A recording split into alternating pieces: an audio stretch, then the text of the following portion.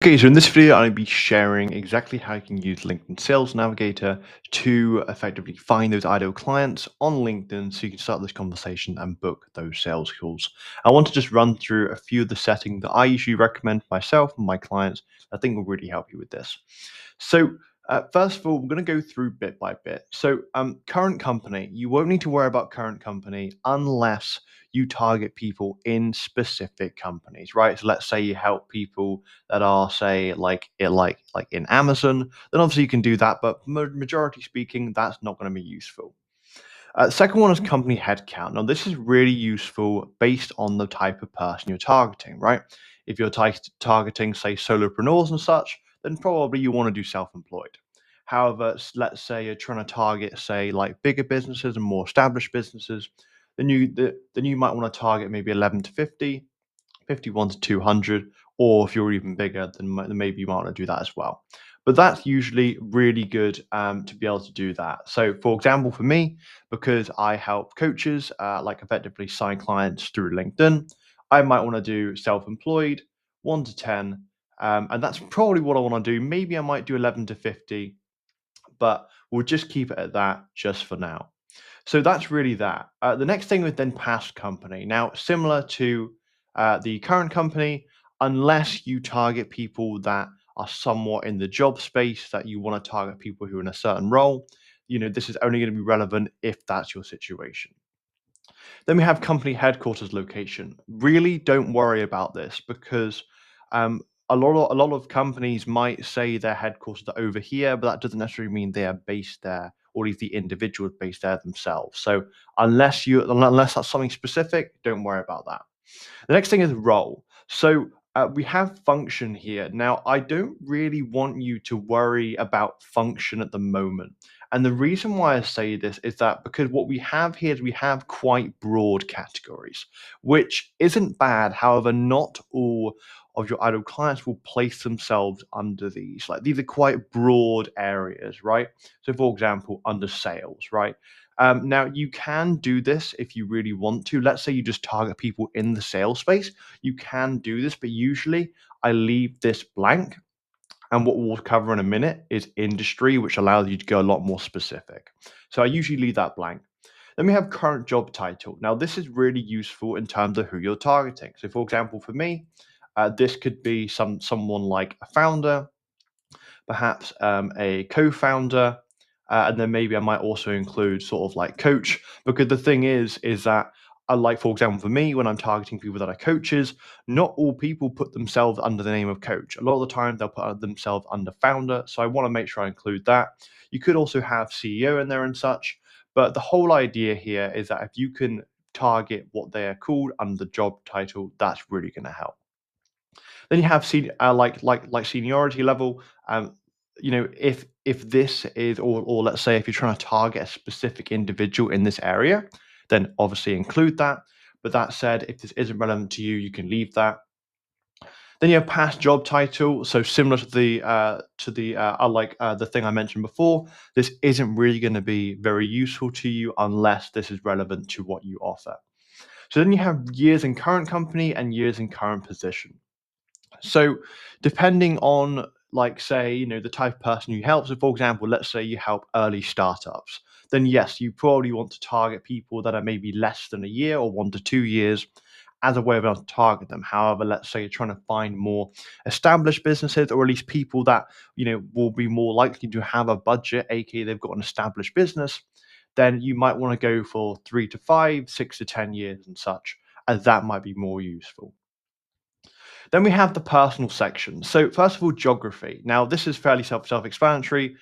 Where exactly do you want these people to be, right? So for example, I might do like the UK, just to make sure that I'm targeting people that are at least more qualified, right? Because I don't want to be picking up people that are in third world countries or people that might not have the budget because it's just going to waste my time. So for me, I'm going to do the UK. I could do the US as well, but I just want to keep it like this for now. So then we have industry. Now, this is really important, right? Because this is effectively where you're going to be, really targeting down on the type of people you want to work with, right? So, for example, like I could type up, say, like business, And maybe some of the people that I might target is business as people that are offering business and consulting services. So I can put that in, and obviously you can see the list on the right. It's gone a lot more specific, right?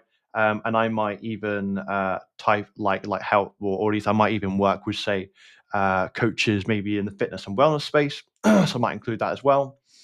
And then perhaps like if I really want to, I might even look at other sort of like professional services. I'm not sure if I search up coach there. Yes, a professional coaching and training, I could do that. But for now, I think I'll just keep it as business consulting services and wellness and fitness services. I think that covers a good few amounts. And that said, if you help people in certain areas like these or whatever it might be, then obviously target those.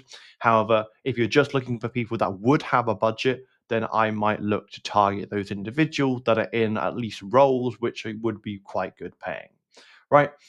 Then we have the rest of this. So first name, last name, those two don't really matter unless you're trying to target someone in like a very specific name. Can be something you do. Profile language, well, for me, it's going to be English. Obviously, if you're targeting people that you need in certain languages, then obviously you can obviously go and do that. Years of experience, similar to what we talked about, like at the top, you can obviously put this up here as well. So, if you want someone that's more qualified and such, you can obviously put, say, 3 to 5 and 6 to 10 and such. So you can put that in there. So maybe I might put, say, 3 to 5 and 6 to 10, and then maybe 1 to 2 years as well. Right. So I can go and do that. And as you can see, that's also narrowed down my list a lot more as well. Now, what we do also have down here as well, we have groups and school. Now, school, you don't need to worry about it unless you target something specific to that. Groups, unless you're trying to target people from specific groups, which I wouldn't really recommend, then you can obviously do that. Then you have buyer intent. Now, I wouldn't worry about this buyer intent section because it's not going to be that relevant for you. So I want to skip that. Then we have best path in. So really for this, you want to be targeting second and third connections, right? Assuming you're trying to connect with new people, right? If you're just trying to say start conversations with current people, you can obviously do first connections, but you want to make sure this is second and third. Connections of this isn't going to be that important unless you're say trying to target people that are maybe connection of a certain pit like of a certain individual that's maybe in your industry that say you want to make sure they're a part of, right? Or perhaps you're trying to connect with someone that is connected with a specific individual. Then obviously you can go and do that as well. Past colleague, shared experiences, you won't need to worry about that at all. Change jobs on LinkedIn unless it's specific to what you offer. You won't need to worry about it. What I do recommend you do is have posted on LinkedIn on. And the reason for this is that these people are at least they're much more likely to be active on LinkedIn, aka to then see your message, to then respond to that connection request, as opposed to those that aren't. And for reference, I believe post on LinkedIn um, brings in the people that have posted in the last 30 days, or at least just in the last month, from what I can see. So that is what I would say there. Now, you also have mentioned in news. This is only going to be relevant if you target people that are going to be in there. But as you can see there, it's very, very few. So I wouldn't worry about that. You then have workflow. So you got obviously like all this stuff here. I genuinely don't touch this stuff. Usually, this is pretty much all I end up doing in terms of what we've got here. So overall, this is pretty much what I would look to do. Now, what I find is a pretty good list size is really anything usually from say 5 to 10k, right? Obviously, this list is obviously just like 2k plus. But obviously, I've sort of rushed through this a little bit and I might take a bit more time next time. But what matters here is that you've got a list that preferably is under 10k, right? Because that way you have a pretty good idea that this is pretty specific. Now, just to check that the people here are relevant, what I'd look to do usually is scroll through, make sure that the majority of people here are people that I can work with. And then I might go to page 5 just to make sure it's more consistent. Now, something I might also do as well is I might even just in the search area search up who I'm looking to help, right? So in this case, it could literally just be coach. Because this way it's going to bring up people that are a lot more specific. Now, obviously here, I've got, very, very few people as well.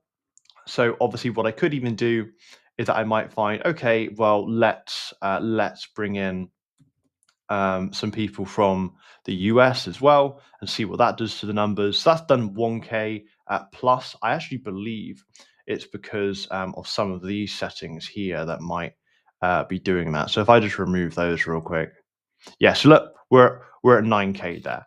So obviously you'll have to play around, but I find that if you can make sure your list is under 10K and you're scrolling through at least just some of these individuals and you find that it's relevant, then that's really going to help. But overall, this is pretty much how I use Sales Navigator for myself and for my clients, in being able to connect with those ideal clients and be able to start those conversations as well. Now, if you're interested in being able to sign clients a bit quicker and you're a coach, then I do have a free LinkedIn lead gen community you can join, which I'll link to below. That should be able to help you be able to sign clients a bit quicker. But overall, hope you found this video useful, and I'll chat soon.